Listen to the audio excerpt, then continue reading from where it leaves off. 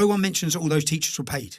I proved that teacher after teacher after teacher were paid to the tune of hundreds of thousands of pounds spent from Kirklees Council funding non-disclosure agreements to keep people remaining silent. And these non-disclosure agreements are being used for everything. In hospitals, whistleblowers and anything. They just buy them, pay them. So I showed all that. No one spoke about it. I've landed in Felixstowe. I've gone to court. My son was in court. It was emotional. It was emotional when do you know what? It's emotional when it was also a relief. Once I got that 18 months, once I got to prison, I felt it's done.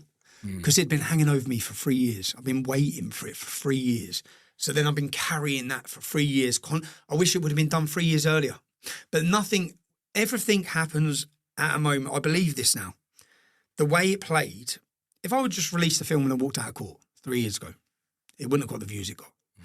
I didn't release the film. I get given my ex account back. We have 100,000 people in Trafalgar Square. It's like everything just built up for the moment. It's like everything just fell into place. Release the film, Tommy. 100,000 people, 1 million people watching live. The world is watching. Just release the film. So that's the way it went. I released the film. I land in Belmarsh prison. So Belmarsh, they put me on a contingency suite. It's like it was built for Ian Huntley. It's where I spent months the time before. So it's just, you're in total isolation. You see no other prisoners. There's 3 cells. One's your cell. The other cell has like an exercise bike, and the other cell, and then there's a shower room. Yeah, it has a little corridor, twice the length of this. You walk up and down the corridor. So, and then it has a yard that backs onto it, which is like inside the prison. So, healthcare, which is the hospital wing for the prison, is above it. So the first day I walk out into the yard, and every window was the nurses, and they all just say, "Tommy, we're all with you. We're all with you, Tommy." And I'm standing there just thinking, wow. I mean, every window was full of just the women. Was that overwhelming? It was a great feeling. And they're all pissed off, you could see. And they all said, it's outrageous what they're doing. And then I find out that Axel Rudakabana's in that cell there, which is above in the hospital wing. And he's got a job. The fucker's got a job. He's on the wing. He's cleaning the medical wing. Wow. He's not on solitary confinement. I'm thinking, what the hell is going on? Yeah, I'm sat down here in a box, but I only stayed there for 7 days, and then they come and got me after 7 days. Now, when I was in there last time, Rob, what was his name? There was a good governor there who come and saw me last time. Not this time. So this time, after a week, they just come in and said, right, you've been shipped out. So where am I going? And in my head, I'm thinking, don't take me. In my head, I swear to God, I'm thinking, don't take me to Woodhill.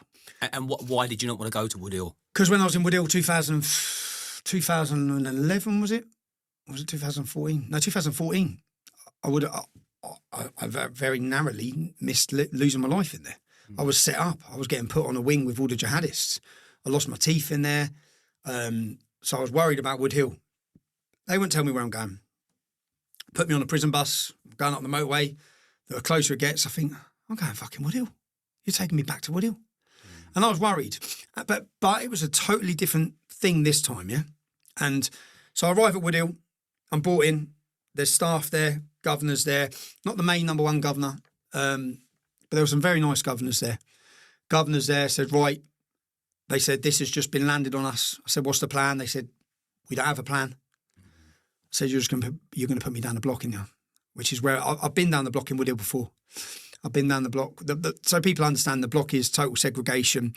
It's basic. So it's not like your normal cells on the wing have certain facilities. They have maybe a little wardrobe, different things, nice chair.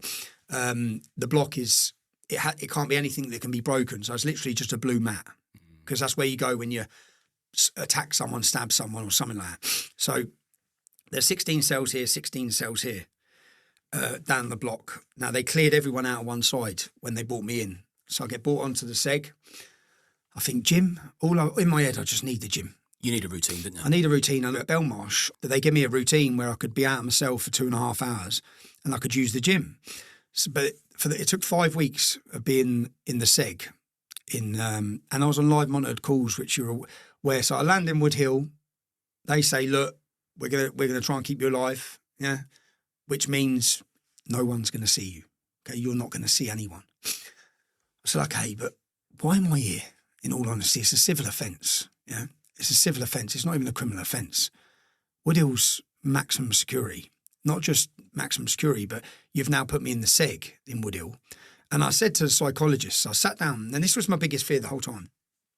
My biggest fear was when I go,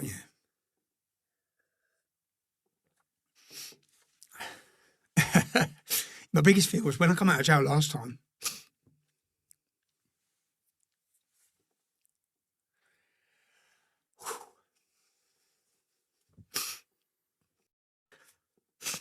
Take a minute, brother. Yeah, fucking hell.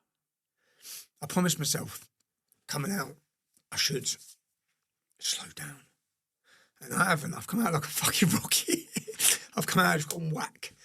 And I've come out purposely and done that because I didn't want to. So the last time I was in there, I come out after 3 months solitary confinement and felt an absolute mess. And it took me years to find your feet again and sort of get your brain back in balance. Yeah, get everything back in balance.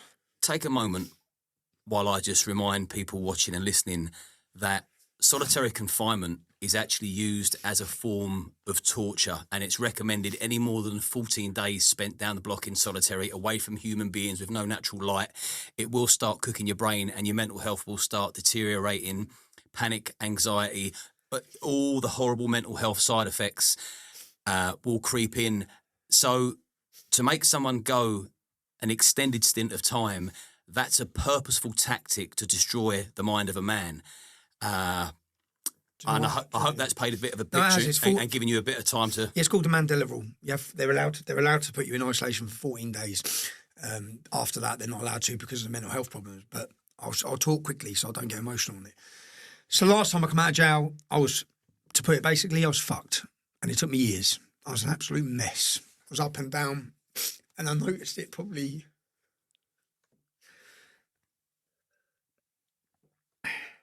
Bloody hell, not again, eh? No. But the thing is, because you're so fast-paced, you don't really ever sit down and... Well, I haven't done. I come out and just went whack. I haven't stopped for the last 2 weeks. You've not really stopped to make sense of anything, have you? This is the first time First time I stopped was yesterday. This is the first time we've had a proper sit-down call. We can actually chat. Because I just went 100 mile an hour. I thought I need to get this done, get that done, get that done. I need to make sure that... I felt like they've punched me for 7 months and I want to punch back.